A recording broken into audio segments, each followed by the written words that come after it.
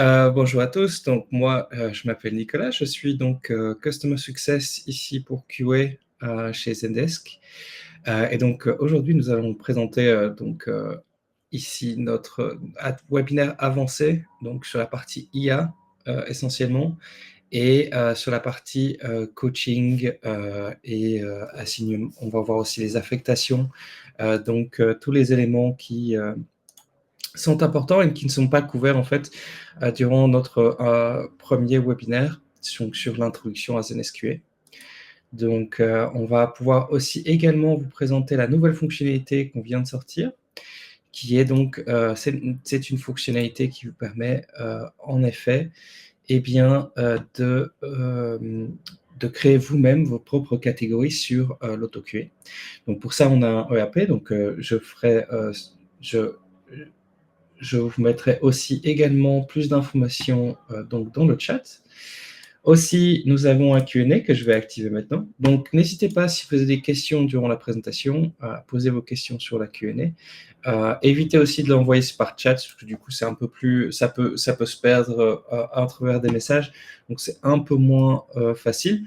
Donc, voilà, juste pour vous prévenir. Ce que je vais faire, c'est surtout, parce que j'ai oublié de le faire, et je suis désolé, j'ai oublié de mettre mon compte en français. Donc, voilà, il est en anglais, donc donnez-moi juste une petite minute afin de pouvoir régler cela. Mais en attendant, voilà, donc qu'est-ce qu'on va couvrir? Qu'est-ce qu'on va couvrir? On va couvrir en détail du coup la partie AutoQA, donc comment l'activer sur le compte. On a certainement discuté et on a discuté en détail sur la première partie. Mais au moins pour faire un rappel et pour que tout le monde puisse savoir où exactement ils doivent aller sur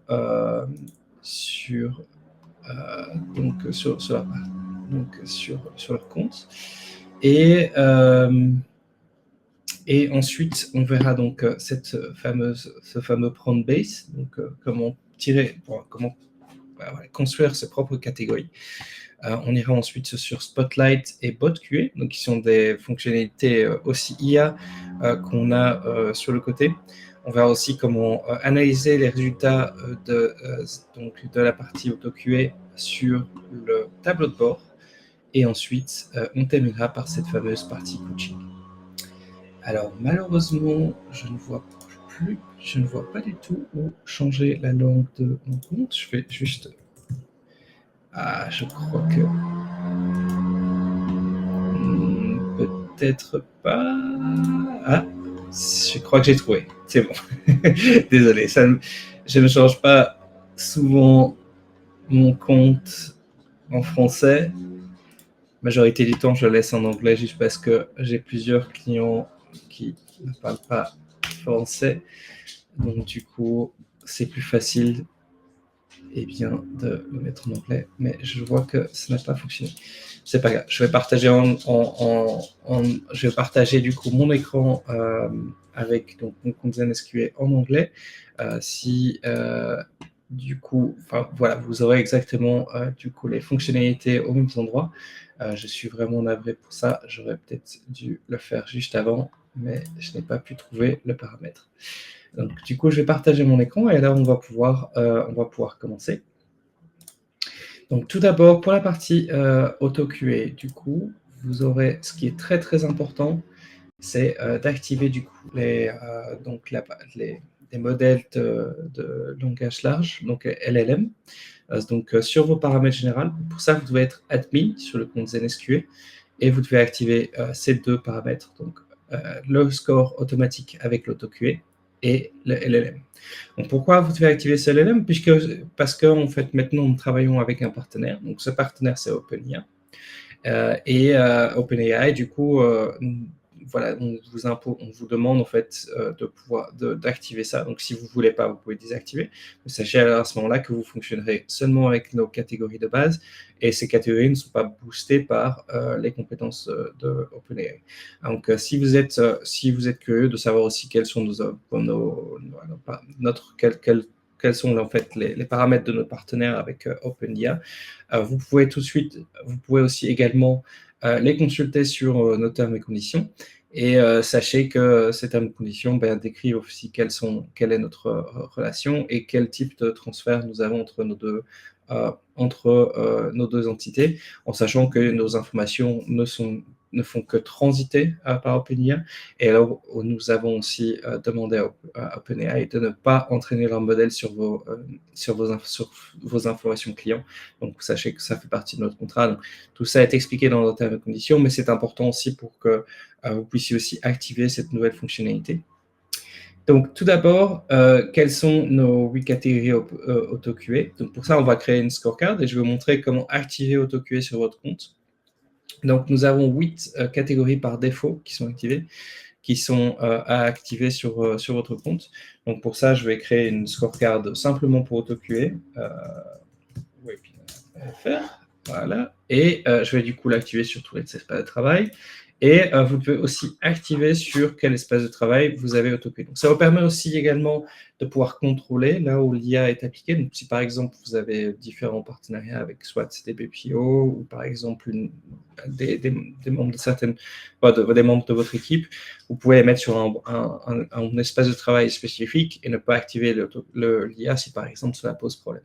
Je sais que par exemple, je sais que sur certains marchés, du coup, il y a certains paramètres et nous, on prend en compte aussi les possibles paramètres de certains marchés, donc pour vous permettre d'avoir un vrai contrôle sur qu'est-ce qui est analysé par l'IA et qu'est-ce qui n'est pas analysé sur l'IA. Donc, nos 8 catégories, on va avoir une catégorie sur l'orthographe et la grammaire. Donc, cette catégorie-là, elle va être disponible en plusieurs échelles aussi. Elle va être disponible de l'échelle 2 à 5 points. Voilà, donc je vous conseille de prendre la 5 points parce que ça vous offre plus de détails dans l'analyse. On a aussi du coup sur le ton de la voix. On a aussi sur la solution. Donc cette solution, qu'est-ce que ça veut dire exactement? Parce que quelquefois on me pose la question, oui, mais si je n'ai pas en fait mes bases de données, si je n'ai pas en fait donc voilà nos documents internes sur les processus, comment je peux analyser la solution? Eh bien, on a réfléchi ça du sens inverse. Donc c'est-à-dire que pour l'analyse de la solution, on ne regarde pas à la réponse de l'agent, on regarde à la réponse du client. Donc c'est vrai que ça peut paraître un peu bizarre, mais en fonction de la réaction du client par rapport à la réponse, eh bien, on va pouvoir donner donc une note positive ou négative. Donc imaginons que l'agent donne une solution. Si le client revient « Ah, c'est pas ça, ah, ça ne fonctionne pas », on va noter ça négativement. Si le client est satisfait, on va noter ça positivement. Donc il peut y avoir certaines lacunes, c'est vrai, mais on va dire dans 90% des cas, ça va être noté, on va dire, ça va être noté correctement. Mais comme ça, vous savez un petit peu comment cette catégorie solution fonctionne. On a ensuite la compréhension. Voilà, c'est juste essayer de voir en fait si l'agent a bien compris du coup la demande du client. C'est surtout ça sur lequel on va s'analyser. Et du coup aussi voir aussi s'il a bien compris donc tout ce qui est s'il a bien échangé avec le client. Donc aussi on analyse les réponses du client pour voir si l'agent a bien fait son travail là-dessus. On a aussi du coup l'empathie. Bon, voilà, ça c'est au moins c'est clair. C'est juste, on regarde aussi si l'agent a bien compris et également il a bien pris en compte donc le sentiment du client. Donc ça c'est aussi combiné avec du coup un filtre Spotlight. Donc c'est un filtre d'analyse de sentiment. Donc on verra ça quand on verra sur la partie Spotlight. Ce sera juste après la partie AutoQA. Et ensuite, on a la lisibilité. Donc, lisibilité, c'est assez proche de l'orthographe et grammaire, c'est-à-dire que les fautes d'orthographe et de grammaire peuvent aussi faire baisser la note de la lisibilité. Mais c'est également, en fait, si, par exemple, il utilise des mots trop complexes ou c'est pas assez compréhensible, voilà, on le sait très bien en français, on peut faire quelquefois des phrases à rallonge qui ne veulent rien dire. Voilà, on va analyser en fait ce type de phrase et si vraiment c'est pas assez clair, on va pouvoir intervenir et aussi on va pouvoir faire baisser ces points. Donc c'est aussi comme l'orthographe et la grammaire, c'est disponible sur une autre échelle que l'échelle binaire, parce que la majorité de l'auto-QA c'est offert sur une échelle binaire. Là ici cette fois-ci c'est offert sur une échelle à 3 points.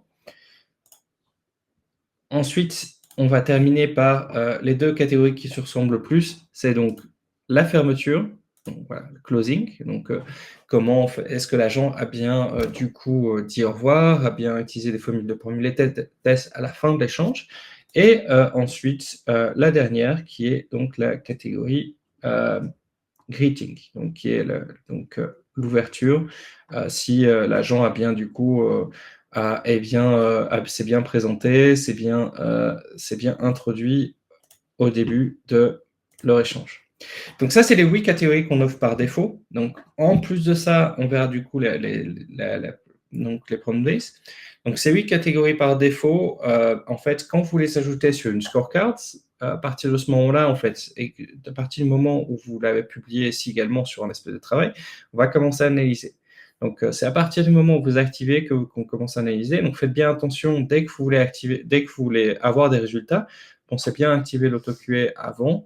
Parce que c'est uniquement à partir du moment où on l'a activé, on l'a ajouté sur une scorecard et on l'a publié sur un espace de travail que ça va fonctionner. Donc, pourquoi? Parce que, en fait, comment ça fonctionne l'auto-QA? Du coup, Zendesk et Zendesk QA au niveau de l'API. Et donc, on ne peut analyser que les conversations qui passent via cette API. Donc, malheureusement, on ne peut pas rétroactivement noter toutes les conversations avec l'auto-QA, puisque du coup, elles sont déjà passées par l'API, elles sont déjà sur les serveurs de Zendesk QA. Donc ça, c'est une petite spécificité d'AutoQA. Vous devez bien faire attention. Ce sera la même chose ici pour les prompt base. Dès que vous activez une catégorie prompt base, on va commencer à analyser vos conversations, mais uniquement à partir du moment où vous avez activé et donc publié donc une scorecard avec une catégorie prompt base. Donc là, je vais la publier. Et donc, à partir de ce moment-ci, donc sur tous les espaces de travail, donc l'auto-QA sera actif. D'accord? Donc, ce qu'on va faire maintenant, c'est on va regarder du coup à ce fameux prompt base, parce que je pense que la plupart de vous attendent cela. Et aussi, donc on va regarder à cette catégorie prompt base, on va ajouter ces catégories à notre scorecard qu'on vient de créer auto-QA, et ensuite on va pouvoir regarder aussi à quoi ça ressemble au niveau des conversations, donc l'analyse auto-QA. On va parler aussi de l'AQS, donc l'auto-quality score, etc., etc. Donc, au niveau des prompt base, pour l'instant, c'est toujours en EAP, donc c'est toujours on est toujours sur un axe, sur une version bêta, quasiment voilà, quasiment terminée, dans le sens où maintenant on parle plus vraiment de bêta, mais on parle plus d'un programme d'accès. Un programme d'accès que nous avons de notre côté, parce que du coup, on va lancer cette fonctionnalité à partir d'octobre. Donc, comme ça, vous savez un petit peu, ce sera disponible pour tous les clients à partir d'octobre. Mais si vous voulez du coup tester cette fonctionnalité en septembre, c'est possible. Vous devez juste faire la demande et je vous enverrai en fait le formulaire de demande sur le chat juste après cette présentation. Donc, au niveau des prompt base, donc durant cet accès, vous avez accès à 10 catégories prompt base que vous pouvez créer, ou 5 catégories et 5 spotlights. Donc, spotlight, ce sont les filtres intelligents, et on verra après à quoi ça ressemble, sur votre compte, et vraiment, vous pouvez créer tout ce que vous voulez à partir d'un prompt. Donc ici, vous voyez que j'en ai plusieurs. J'en ai d'ailleurs un peu trop. Je crois qu'on a vraiment dépassé les 10. Donc, je vais juste en supprimer une et on va pouvoir en créer une ensemble. Donc, voici à quoi ça ressemble, le prompt base. Donc, vous avez aussi, on a aussi une automatisation sur le texte. Donc, on regarde en fait soit au texte du client ou de l'agent s'ils contiennent certains mots-clés. Et alors, à ce moment-là, vous pouvez aussi créer une catégorie ou un spotlight. Donc, ça, c'est vraiment sur une forme d'automatisation. Donc, il n'y a pas vraiment d'IA qui est disponible. Par exemple, si vous voulez regarder qu'il y a une injure qui a été soit prononcée par le client ou par l'agent, ça marche très très bien pour ça. Il n'y a pas forcément besoin d'IA pour toutes les catégories que vous voulez créer. Donc, c'est aussi une possibilité. Vous pouvez aussi regarder en fait à ce type d'exemple et le créer en tant qu'automatisation. Même chose aussi, le bon respect des macros, par exemple. Ça, c'est aussi crucial. Eh bien, vous pouvez le regarder avec une automatisation. Il n'y a pas forcément besoin qu'un IA regarde à vos conversations. Et ça, vous en avez en illimité. Donc, du coup, vous pouvez aussi très bien, en fait, avoir quelques-unes qui sont du coup, sous forme d'automatisation et d'autres sur l'IA. Parce que l'IA, il est très bon, en fait, sur la compréhension. Pas vraiment sur, on va dire, l'exactitude, mais sur la compréhension. Et en fait, il prendra en compte beaucoup plus de contexte qu'une automatisation. Parce que du coup, une automatisation, il prendra que le contexte que vous lui avez donné. C'est-à-dire, est-ce que l'agent a prononcé ce mot? Donc, il ne va pas vous regarder vraiment à tous les synonymes. C'est vrai qu'il y a une limitation. C'est là où l'IA peut vraiment répondre. Et donc, pour ça, du coup, on a étendu notre partenariat avec OpenIA, donc d'où ce formulaire en fait d'accès qu'on vous demande de remplir avant de pouvoir accéder à cette fonctionnalité d'IA. Donc, pourquoi? Parce que du coup, on a étendu notre partenariat et c'est juste important en fait de le mentionner. Donc, ce formulaire est là vraiment pour vous aider à comprendre aussi les détails de ce partenariat. Et donc, ce prompt, vous avez 2500 caractères pour vous exprimer.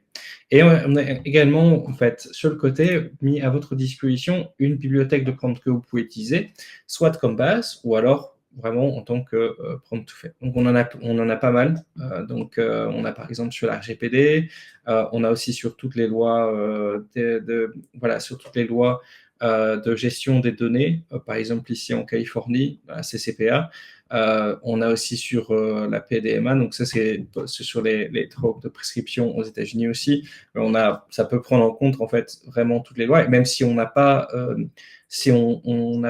votre exemple typiquement sur cette partie-là, vous pouvez aussi l'inclure. Donc sachez que on a toutes les connaissances d'Internet qui sont compris sur cette fonctionnalité. Donc ça, c'est aussi l'avantage d'avoir un partenariat comme OpenAI, c'est que ça nous permet vraiment d'avoir énormément d'informations.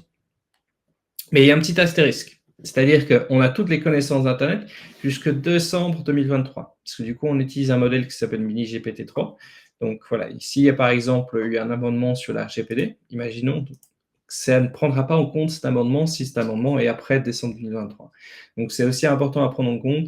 Après, pour tout ce qui est compréhension, analyse de texte, analyse de réponse, etc., c'est pas un problème. On n'a pas vraiment changé la manière dans laquelle on comprend un texte entre 2023 et 2025. Donc, ça, vous rassurez-vous, ça ne posera pas de problème. Mais si, par exemple, vous voulez utiliser une loi spécifique, c'est possible, mais sachez que cette loi doit être avant décembre 2023. Donc ici, je prends l'exemple du coup de la RGPD, mais comme j'ai expliqué, en fait, vous pouvez vraiment taper ce que vous voulez. Comment prendre, par exemple, pour l'analyse des processus, c'est possible de le faire avec ces prompt-based. Moi, ce que je vous conseille, c'est du coup, en fait, je peux poser ça comme question. Voilà, est-ce que l'agent a bien respecté cette procédure ci-dessous? Et ensuite, expliquer, donc faire ce qu'on appelle un data dump en anglais, pour expliquer ce processus en prenant en compte que ça doit être contenu dans moins de 2500 caractères. D'ailleurs, en parlant de format des questions, ce qu'on a vu aussi à travers les différents tests et ce que j'ai pu voir aussi avec mes différents clients, c'est que les questions qui peuvent se répondre que par oui ou par non fonctionnent le mieux. Et parce que c'est vraiment là où ça peut être efficace. Là, pour l'instant, c'est offert que en binaire. Du coup, il n'y a pas de zone grise. Et il n'y a pas la possibilité d'établir une zone grise. Donc, il faut vraiment que vous puissiez orienter vos questions pour que ça peut être répondu que par oui ou par non. Mais que l'IA qu'à un moment ne se dise pas, en fait, ouais, mais il y a un milieu. Donc, il faut que ce soit exactement possible. Ce que j'ai vu aussi également, c'est que ce qui fonctionne très bien pour composer ce type de questions, c'est OpenAI. C'est les produits d'OpenAI, puisque du coup, c'est notre partenaire également. Donc, c'est un petit peu plus optimisé. Et vous pouvez en fait les poser directement sur ChatGPT. Aussi, ce que j'ai pu voir, c'est que bien qu'il y ait un support pour le français au niveau des prompts, ça fonctionne mieux en anglais. Donc, même chose, vous pouvez utiliser ChatGPT pour vous traduire les prompts du français à l'anglais. parce que, du coup, comme OpenAI est une entreprise américaine, c'est vrai que c'est plus optimisé pour la langue anglaise, bien qu'il y a une compréhension, quasi totale, en fait, des prompts en français, mais c'est juste que, du coup, c'est mieux optimisé. Donc n'hésitez pas, en fait, à traduire les prompts, en anglais pour, pouvoir, en fait, les utiliser. Parce que, du coup, ça va vous permettre d'avoir peut-être des réponses de 2 à 3 meilleurs, on va dire. C'est vraiment là-dessus qu'on joue, mais voilà, c'est vrai qu'on voit une légère différence. Donc ici, on pouvait expliquer du coup les conditions de détection, les conditions d'absence. Donc là, c'est une réponse par oui ou par non. Mais vous pouvez en fait mettre ce que vous voulez. Donc qu'est-ce qu'on a aussi accès on a accès à l'ensemble de la conversation du ticket. On a accès aux champs, on a accès aux tags et on a accès aussi à tout ce qui est eh bien, voilà, rapidité de réponse, etc. Donc tout ça, vous pouvez utiliser dans vos prompts. Donc c'est vraiment, vous pouvez choisir ce que vous voulez. Ensuite, quand vous validez, eh bien, du coup tester votre prompt. On va dire, ah, ce prompt-là, il fonctionne bien. Si on a des feedbacks à vous donner, ben, on vous le donnera directement ici. Et ce qui est important, c'est que vous pouvez utiliser donc ce prompt en tant que catégorie ou en tant que spotlight. Donc, le spot, c'est quoi la différence? Ben, la catégorie, il y aura une notation qui va être faite. Pour le moment, ça ne compte pas encore pour les QS, mais ça viendra. Donc, ça va potentiellement, en fait, compter pour eh bien, les résultats de l'agent. Donc, on a aussi offert la possibilité d'utiliser ça en tant que filtre Spotlight. Là, à ce moment-là, il n'y aura pas de notation qui sera faite, mais ça vous permettra de trouver ces conversations plus facilement. Donc ça, c'est par exemple pour la notation manuelle. Aussi, ce qui est important, c'est que si vous basez votre prompt sur, on va dire, ce que le client a dit ou a fait dans la conversation, ça va être automatiquement un filtre et pas une catégorie. Parce on veut juste pas en fait que l'agent ou que du coup que l'agent soit impacté parce que le client a dit ça. Voilà, c'est aussi important à mentionner. Donc là, je vais l'ajouter en tant que catégorie. Donc à partir du moment où vous l'avez ajouté comme catégorie, ben, on va vous prévenir qu'il faut bien l'ajouter à une scorecard. Et c'est exactement ce qu'on va faire ensemble. C'est-à-dire ici, j'ai ma catégorie sur la RGPD, je l'ajoute sur ma scorecard et je la publie. Et voilà, c'est fait. C'est tout ce qu'il fallait faire. Et maintenant, donc, à partir de maintenant, on va pouvoir analyser ces conversations. Donc, ces résultats, vous pouvez en fait les consulter de différentes manières. Donc, soit à travers un filtre. Donc là, vous avez en fait vos catégories, donc les 8 catégories qu'on a vues ensemble. Et on a vu aussi, et là, vous avez du coup vos catégories customisables, qui sont donc les catégories prompt-based et les catégories du coup exact, les d'automatisation, l'exact text match. Et même chose aussi pour Spotlight. Donc, vous avez vos filtres Spotlight ici et vos filtres Spotlight custom, donc ceux qu'on vous avez créés soit avec des prompts, soit avec l'automatisation. Donc ces résultats, vous pouvez les consulter ici. Donc là, par exemple, ouais, on a des appels, mais je vais peut-être prendre un texte juste parce que c'est plus simple et que la majorité des, je crois, des participants ici voient plus du coup de texte. Et donc, ces résultats, vous pouvez les consulter donc, sur la scorecard, ici. Et cette scorecard, bah, du coup, elle est suggestive. Donc, c'est-à-dire que, eh bien, vous voyez en fait les résultats qu'AutoQ a donnés. Donc, ces résultats sont déjà aussi présents sur le tableau de bord. Mais vous pouvez les changer avant de l'envoyer du coup à un agent. Par exemple, je peux changer du coup les différents résultats ici. Avant de l'envoyer. Parce que du coup, à partir du moment où l'IA vous a donné un résultat, vous aurez toujours la possibilité de le changer. Qu'est-ce que ça va faire de notre côté? Ça ne va pas entraîner l'IA, malheureusement, mais notamment si vous changez un peu, si vous changez vraiment du tout au tout, si par exemple l'IA a donné un 5 sur 5 et vous voulez un 1 sur 5, à ce moment-là, du coup, nos managers produits eh bien, auront la possibilité de pouvoir changer un petit peu l'algorithme du coup, pour améliorer les performances de l'IA dans le futur. Donc, c'est aussi important. Donc n'hésitez pas à changer le résultat, avant de l'envoyer à l'agent et de vérifier, donc, si, c'est bien correct, si c'est bien le résultat que vous aurez donné, en fait, dans ce type de situation. Donc ici, je vais l'envoyer et à partir de ce moment-là, ça va compter pour la QS, sinon, en fait, l'IA ne compte pas pour la QS. Donc c'est très important, vous avez 2 notations qui vont être mis à votre disposition. Vous allez avoir du coup, l'IQS et l'EQS. Donc là, on va peut-être voir une autre conversation ici, parce que du coup, c'est un bot et ça fonctionne un petit peu différemment. Mais je vais voir si je crois qu'il y a vraiment que du bot, hein, malheureusement. Donc je vais peut-être voir dans un appel, parce que je sais que du coup, voilà, ici, par exemple, l'AutoQA donne une différente note qui s'appelle EQS. Donc c'est ça la grosse différence entre les deux. C'est l'IQS, c'est vraiment que pour du manuel. Donc c'est des reviewers qui notent un ticket et ensuite envoient ce résultat. Et l'EQS, c'est l'AutoQA qui a donné ce résultat lui-même. Donc, vous avez aussi les filtres Spotlight qui sont mis à votre disposition ici. Et donc, vous pouvez toujours voir en fait dans les détails, dans les feedbacks, donc ces filtres, ces notations. Et d'ailleurs, même chose aussi pour Spotlight, vous avez la possibilité d'envoyer un feedback. Vous pouvez aussi lui dire que ce n'est pas applicable dans cette situation. Et une fois que vous sauvegardez les changements, bien, on va aussi être prévenu et on va pouvoir changer un petit peu l'algorithme sur cette fonctionnalité de Spotlight.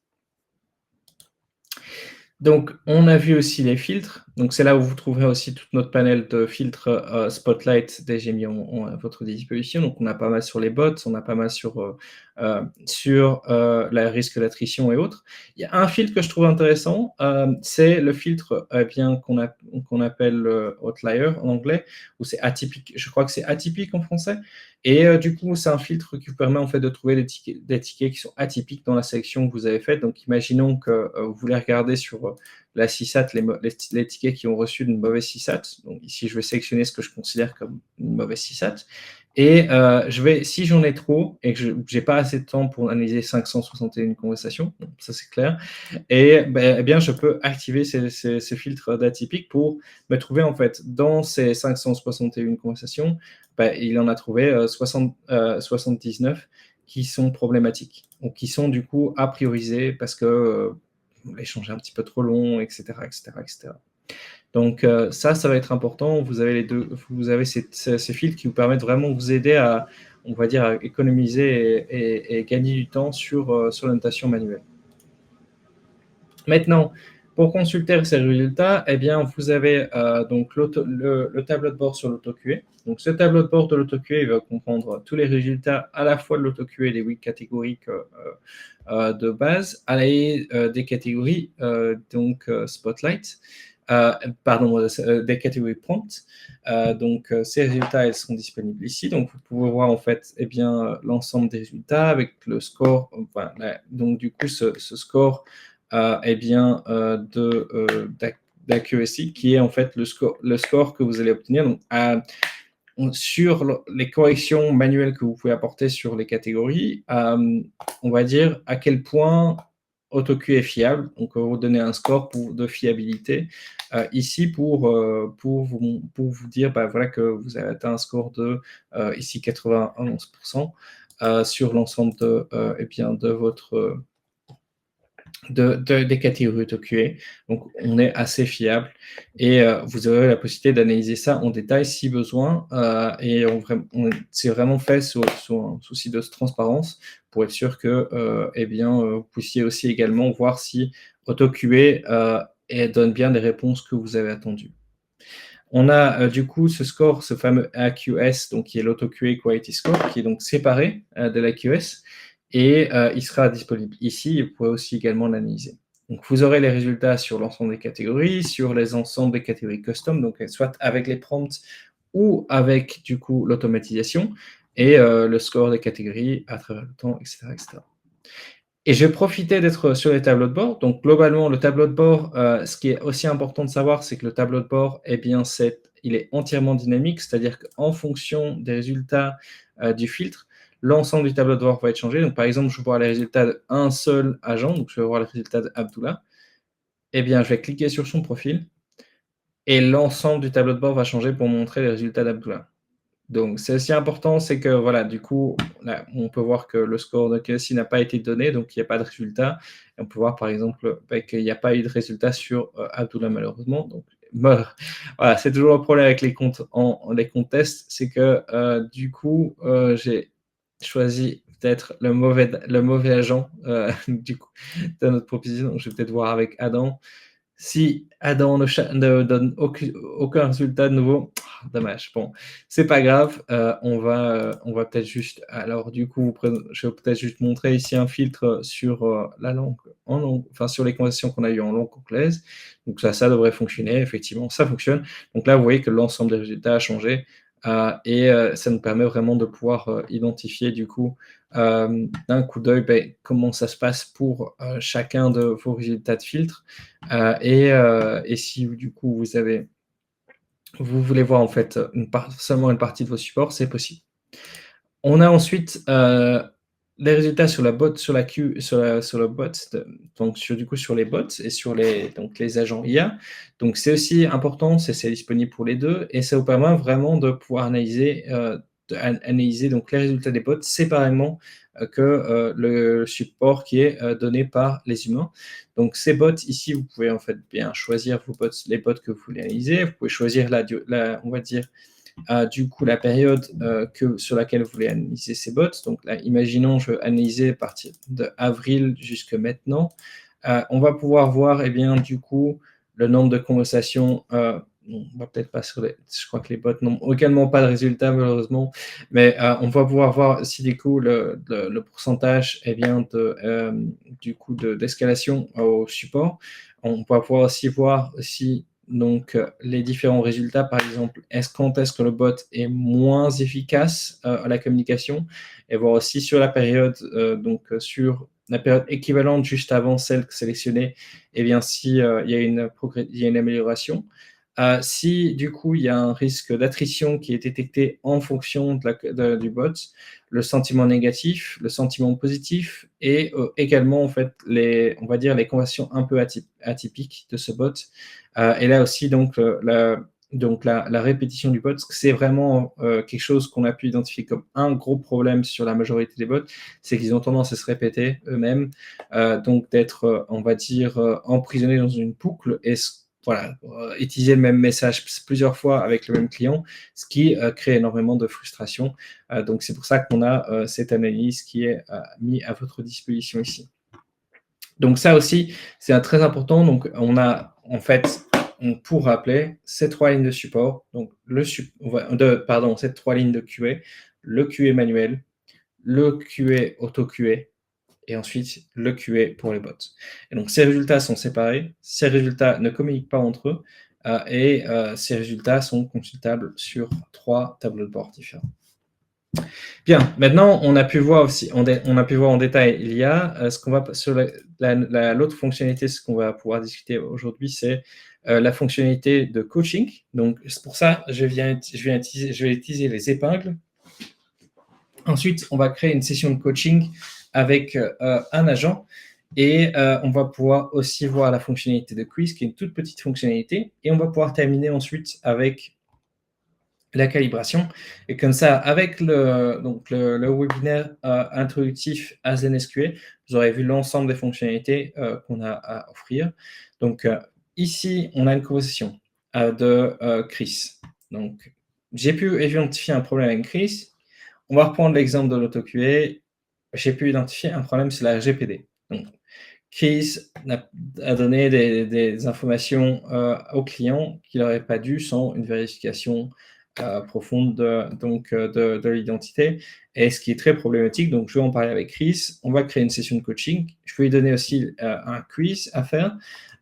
Et ensuite, on va pouvoir voir, du coup, on va pouvoir traquer, on va dire, l'amélioration de Chris après donc pour les prochaines sessions de coaching. Donc là, je vais épingler et je vais juste prévenir donc le team leader de Chris qu'il a un problème sur la RGPD. Comme ça, Bob, qui est le team leader, pourra aider Chris à surpasser cette problématique.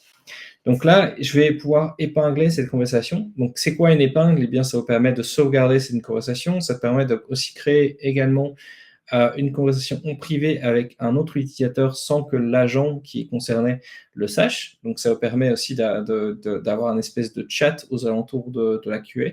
Ça vous permettra en fait de pouvoir utiliser ces conversations ensuite pour les sessions de coaching. Donc, c'est un peu notre segue entre les deux. Donc là, ici, je vais l'épingler donc, sur un dossier.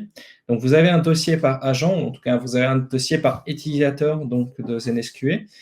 Mais ce que je conseille, juste parce que c'est beaucoup plus facile de trouver ensuite la conversation, c'est de toujours utiliser le dossier de l'agent concerné pour pouvoir épingler vos conversations. Parce que sinon, ça peut être, vous allez voir que ça peut être très, très, très problématique au niveau de la recherche. C'est plus facile de le mettre sur le dossier de l'agent. Donc là, ici, sur le dossier de Chris agent, je vais épingler cette conversation. Donc, une fois que j'ai épinglé cette conversation, je vais pouvoir aller sur les épingles ici dans la partie coaching et je vais pouvoir trouver du coup mon dossier avec Chris, donc qui est ici. On peut voir qu'il y a une seule conversation. J'ai aussi pas mal de dossiers en cours. Vous pouvez voir aussi on va vous indiquer en fait si quelqu'un vous a mentionné ou si quelqu'un a du coup épinglé une certaine conversation sur les dossiers. Donc, vous pouvez vraiment observer ça ici. On va revenir sur Chris. Donc, imaginons, je veux aussi également avoir une conversation avec, du coup, Bob sur ce cas-ci précis. Eh bien, je vais inclure... j'allais inclure Chris, justement, c'est pas ce que je voulais. Et je vais inclure ici Bob Munder. Et je vais dire RG problème sur la RGPD. Voilà.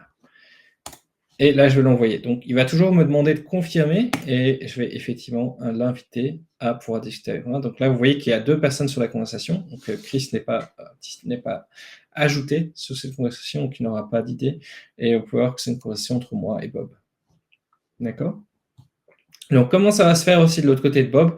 Eh bien, il va recevoir un email de cette mention. Il va aussi également, il va aussi avoir une petite boule bleue qui va se mettre sur la partie coaching et sur la partie pin, et il va avoir un dossier Chris agent s'il n'a pas été créé, ou alors cette conversation va être ajoutée à son dossier Chris agent pour qu'on puisse avoir une conversation. D'accord? Donc là, on va pouvoir vraiment discuter et échanger sur ce dossier. Maintenant, à partir de ça, je vais pouvoir créer une session de coaching. Donc, je ne vais pas passer trop de temps ici maintenant. Je vais directement en ajouter une ici. Et donc, je vais ajouter en tant que coaché, du coup, Chris, agent, et moi-même en tant que coach. Cette fois-ci. Et le nom de la session sera toujours session créée la date d'aujourd'hui. Donc, si vous ne voulez pas de ça, par exemple, ici, je vais créer, RGPT. Voilà. Et on va lui donner aussi une date. Bon, peut-être pas faire trop stresser Chris et lui donner.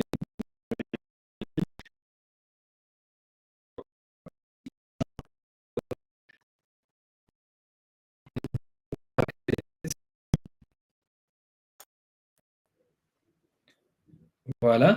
Et donc, cette session, elle a créé. Donc, si par exemple, et en fait, il a créé 2 fois, donc c'est pas très grave. Mais si j'avais par exemple une autre session dans le passé ici, j'aurais l'historique directement en dessous. Donc là, il va pouvoir me montrer. J'ai aussi la possibilité du coup de mettre des notes, les notes que j'ai envie les éléments, les différents points que j'ai envie de discuter durant cette session. Donc là, ici par exemple, de nouveau problème sur la RGPD. Et je vais pouvoir vraiment utiliser aussi même des formes, des différents points, ok, JTest, vous pourrez vraiment faire ce que vous voulez. Ça, ce sera public du coup, ce sera disponible pour moi et Chris. Donc c'est important. Ces notes-là, elles sont disponibles pour tout le monde qui a accès à cette session. Et j'ai aussi du coup la possibilité d'ajouter donc ma conversation ici, le problème que j'ai pu identifier. Donc je vais l'ajouter ici à cette session. Et je vais pouvoir lui donner des points. Donc je vais pouvoir je vais pouvoir lui dire discute avec Bob et ensuite fais le quiz sur la RGPD. Voilà, je vais pouvoir lui donner aussi différentes tâches à effectuer jusqu'à notre prochaine session et également en fait lui dire, et là vous avez également des notes personnelles, donc ces notes personnelles, elles sont uniquement disponibles pour vous. L'agent en a également de son côté. Donc, c'est aussi important. Donc, lui aussi a la possibilité de pouvoir me prendre des notes, etc., devant la réunion. Et ces notes, du coup, ne seront pas disponibles. Elles sont, enfin, pas disponibles pour d'autres, pour les personnes tierces. Donc, les notes de l'agent et la note on va dire, du coach. Et c'est aussi important parce que, du coup, vous pouvez vraiment noter ce que vous voulez. Si vous devez ne pas oublier quelque chose ou mentionner quelque chose, n'hésitez pas à utiliser cette partie-là. Donc, on a aussi, durant la session, eh bien, j'ai tous mes éléments. Donc, j'ai la CSAT, j'ai mon IQS, mon score de qualité interne, j'ai les différents feedbacks qui ont été envoyés sur la période que je peux donner. Donc, imaginons, je ne veux pas forcément regarder sur les 30 derniers jours, mais je veux te regarder depuis août, bah, je peux le faire. Et j'ai aussi, du coup, les différentes conversations que j'ai du coup épinglées pour pouvoir les trouver facilement. Donc, ce qui est important, c'est que voilà, Chris, il va discuter avec Bob, il va faire le quiz, et ensuite, je peux marquer la session comme faite, et comme ça, je peux dire bah, voilà, que ces deux éléments ont été faits avec Chris. Là, pour le moment, il n'y a que moi et Chris qui voient la session, mais si vous voulez, par exemple, du coup, inviter quelqu'un d'autre, donc là, je vais reprendre l'exemple de Bob et je vais l'inviter à la session, eh bien, je peux inviter Bob, et Bob aura la visiter sur la session qu'on a faite ici avec Chris, les sessions passées et toutes les sessions futures. Donc, une fois que vous avez invité une personne, vous n'avez pas besoin de la réinviter, elle aura la visiter sur l'ensemble des éléments donc de ces sessions de coaching. D'accord ? Donc, on revient sur notre tableau de bord ici. Donc, vous allez voir que ça va faire beaucoup plus de sens maintenant qu'on a vu les ensembles des points. Donc là, vous pouvez vraiment voir toutes les sessions qui sont en cours ou programmées, avec la date, avec les éléments qui ont été effectués ou pas des agents. Donc, vous pouvez vraiment avoir une vue globale. Et là, du coup, vous avez vos sessions qui vous concernent à vous, soit les sessions sur lesquelles vous avez été invité. Donc, vous pouvez voir que, par exemple, cette session Dinesh et Bob, eh bien, j'ai été invité, donc j'ai la visibilité sur cette session, avec du coup Bob comme coach et Dinesh comme coachee. Et j'ai aussi du coup toutes les sessions sur lesquelles je suis coach ou je suis coachee. Parce que du coup, c'est pas limité à l'agent. Et c'est pour ça d'ailleurs en fait qu'on parle de coach et coachee et pas de reviewer, reviewee, parce que c'est pas la même notion. Vous pouvez également en fait avoir une session de coaching avec un reviewer, puisque du coup, si vous onboardez un nouveau reviewer, vous pouvez effectivement en fait tracer, on va dire, sa qualité, donc les qualités de ses réponses sur ces sessions de coaching. Et vous avez aussi les éléments que vous avez donnés à des agents ici. Donc ça, c'est les différents éléments que vous avez assignés à soit des agents ou des reviewers. Et vous pouvez voir aussi vos éléments, les éléments que vous devez faire. Par exemple, ici, Christian me donne différents éléments à effectuer. Eh bien, je peux compléter ces tâches. Enfin, pour terminer sur la partie coaching, et ensuite on verra la partie calibration rapidement, et ensuite on passera sur les Q&A. Eh bien, sur la partie coaching, vous avez sur la partie coaching, vous avez également une fonctionnalité de quiz. Donc, c'est une fonctionnalité super rapide. Donc, je vais montrer exactement un exemple ici. Donc, peut-être pas en portugais, mais on va le prendre ici en anglais. Vous pouvez voir en fait que c'est à chaque fois des questions, du coup, c'est à chaque fois en fait c'était une question à choix multiple. Vous pouvez en fait l'assigner sur un espace de travail. Donc ça, c'est aussi un petit point par rapport à la session coaching, ça ne fonctionne par espace de travail et pas par utilisateur. Mais ça vous permet ensuite d'avoir, du coup, un score, les scores par utilisateur, et vous pouvez aussi voir les résultats par utilisateur. Donc là, je veux voir les résultats de Paolo. Je peux voir que Paolo s'est trompé sur cette question ici dans le quiz. Et donc, je vais pouvoir adresser ça soit à travers une session de coaching, puisque vous avez les résultats du quiz sur la session de coaching, ou pouvoir discuter avec Paolo sur une application tierce. Ensuite, Ça, c'est la partie coaching pour les agents, pour les reviewers. On va dire ça passe sur texte. On a aussi on va dire une autre fonctionnalité du coup de coaching qui est la session de calibration. Donc cette session de calibration, ça vous permet vraiment de noter les reviewers sur leur performance. Donc c'est-à-dire que vous allez pouvoir créer en fait une session de test sur laquelle les reviewers vont pouvoir noter les tickets. Donc ces notations ne seront pas disponibles pour l'agent, ne compteront pas pour son AQS, puisque l'idée en fait c'est vraiment de comparer les résultats entre différents reviewers pour pouvoir bien voir s'ils notent assez objectivement. Donc l'idée c'est de pouvoir atteindre l'objectivité dans un exercice qui est fondamentalement subjectif. Donc ça c'est aussi important, et bien que cette fonctionnalité-là, elle vous aide vraiment à voir si du coup les reviewers ont une certaine consistance au niveau de leur notation. Donc là, on va pouvoir créer une session de calibration. Donc là, je vais, eh bien, du coup, ici dans les tâches, je vais cliquer sur le plus et j'ai appliqué du coup de créer une session de calibration. Donc là, je vais pouvoir dire par exemple, ici, bah, du coup, on est toujours en septembre, donc je vais créer septembre 2025. Donc, et je vais lui donner une date de fin. Donc, après cette date de fin, il n'y aura plus la possibilité d'envoyer leur notation sur cette session de calibration. Donc, ce sera clos. Et donc, du coup, à partir de ce moment-là, vous ne pouvez comparer les résultats. Donc là, je crée ma session de calibration et je vais pouvoir ajouter deux, trois tickets dessus. Donc là, je vais reprendre ici ce même ticket. Je vais ajouter à ma session de calibration qu'on vient de créer ensemble. Je vais en ajouter 2 ou 3 pour que vous compreniez bien. Et ensuite, vous allez du coup dans vos sessions de calibration et dans septembre 2025, vous allez pouvoir voir vos conversations ici qui ont été ajoutées. Et ce qui est très important, c'est que vous n'avez accès à aucune aide.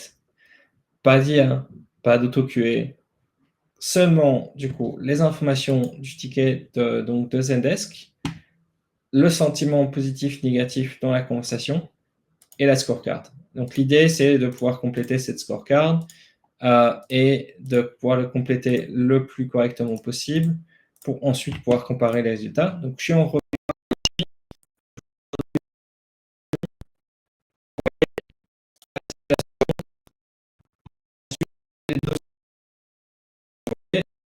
cette date de fin du 30 septembre et ensuite on va pouvoir comparer pour cette notation. Donc celle-ci, en fait, je l'ai déjà notée, on l'a déjà notée par le passé, donc du coup, elle a déjà été prise en compte. Vous avez aussi la possibilité de mettre une conversation comme, on va dire, baseline, donc c'est-à-dire que vous marquez comme, eh bien, ce qui est attendu comme résultat à la fin de cette calibration. Donc là, je vais marquer cette conversation comme étant la marqueur de base. Donc apparemment, ça ne fonctionne pas. C'est vraiment toujours quand on fait une démo que la fonctionnalité que ça ne fonctionne pas, mais je vais essayer. C'est pas grave, mais au moins vous voyez le bouton qu'il faut cliquer. Sachez que normalement ça fonctionne. Du coup, on va pouvoir voir ensuite. Je vais prendre une autre session de calibration que celle qu'on a fait parce que du coup il n'y a pas encore de résultats qui ont été mis. Mais l'idée c'est qu'ensuite vous avez sur votre tableau de bord, donc là vous choisissez la session de calibration que vous voulez et on va justement comparer les résultats. Ben là du coup il y a Paolo qui avait déjà rempli ces sessions de calibration, qu'on va pouvoir comparer les résultats, les notations qui ont été faites sur un ticket donné. Ici, j'en ai déjà un peu plus. Donc là, vraiment, vous pouvez voir en fait vraiment toutes les différences de notation. Donc là, je peux voir que Zach a noté 0%, alors que l'ensemble des reviewers ont noté ça à 100%. Donc je vais pouvoir essayer peut-être voir avec Zach qu'est-ce qui a posé problème, etc. Pourquoi il a noté si différemment. L'idée, c'est vraiment que soit vous pouvez voir ça par individuel, donc vous montrer un petit peu ce qui était attendu, comment les autres reviewers ont noté et le résultat. Discuter avec les reviewers individuellement, ou alors il y a des entreprises qui utilisent les sessions de calibration pour vraiment faire une réunion par mois sur laquelle ils comparent leurs résultats et essayer de voir en fait comment adresser le mieux possible et définir ensemble ce qui est une baseline, donc ce qui est attendu à la fin. On va dire quelle est la meilleure notation dans l'ensemble des reviewers. Donc, vous pouvez vraiment utiliser n'importe quel modèle. On s'adapte très, très bien là-dessus. Mais c'est vraiment très utile pour, du coup, comparer un petit peu les différentes manières de noter. Vous voyez que, du coup, même sur nos équipes, on a complètement les différentes manières de noter ces tickets. Donc, je vais vraiment essayer de discuter et de voir, en fait, qu'est-ce qui pose problème et pourquoi on a tellement de grosses différences. Donc, normalement, ça ne devrait pas être le cas. Mais ça vous permet aussi d'identifier ça. C'est l'idée vraiment, c'est de pouvoir faire un test, pour pouvoir discuter, de pouvoir en fait assurer que tout le monde soit sur la même longueur d'onde. Et ce qui est aussi important à la session de calibration, c'est que les résultats sont toujours disponibles. Donc si par exemple je vois une session de calibration d'il y a un an, donc je peux voir ici la session d'avril 2025. Je ne sais pas s'il y a du coup une version, je peux toujours la consulter. Je peux vraiment remonter à n'importe quelle date, même les dates de l'année passée, enfin les sessions de calibration de l'année passée. Donc si jamais, par exemple, la reviewer en fait tombe sur un cas extrêmement similaire qu'un cas qui a été déjà discuté sur une session de calibration, c'est assez pratique puisque ça va permettre de remonter un petit peu le temps et de voir un petit peu et de voir aussi comment ça a été noté dans le passé. Eh bien voilà, c'est tout pour ce webinaire avancé. Donc je voulais savoir si vous avez des questions. Donc je ne sais pas si du coup il y a la moindre question. Je vais attendre juste un petit peu, mais voilà, vous pouvez poser sur la partie Q&A. En attendant,